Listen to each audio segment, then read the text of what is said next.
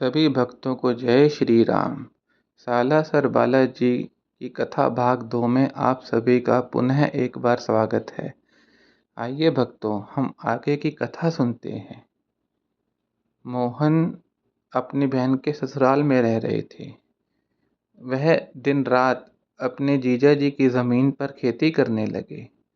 उन्होंने अपनी कड़ी मेहनत से खेतों को हरा भरा कर अपनी बहन व भांजे का भरण पोषण करना शुरू कर दिया था।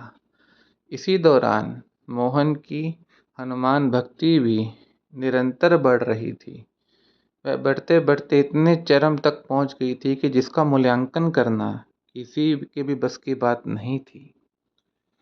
एक दिन मोहन खेतों में व्यायाम कर रहे थे।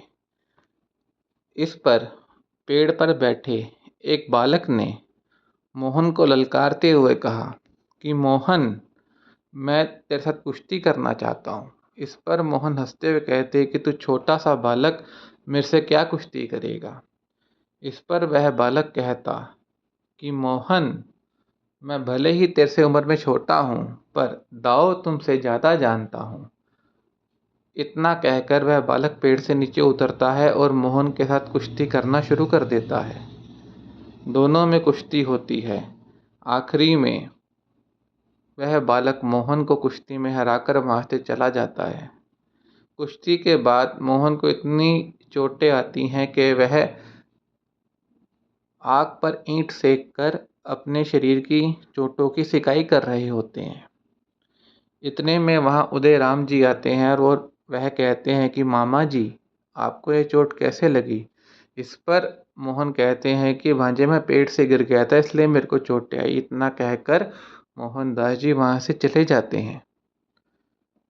परंतु उदय को इस बात पर बिल्कुल भी विश्वास नहीं होता। वह गांव के जासूसों को बुलवाते हैं और कहते हैं कि इस बात का पता लगाओ कि मेरे मामा जी की ये हालत किसने की है। जासूस उस जगह का मूल्यांकन करते हैं जहाँ पर कुश्ती हुई थी।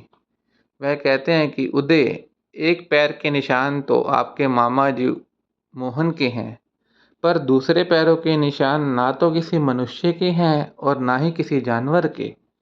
ये तो किसी दिव्य शक्ति के पांव के निशान हैं।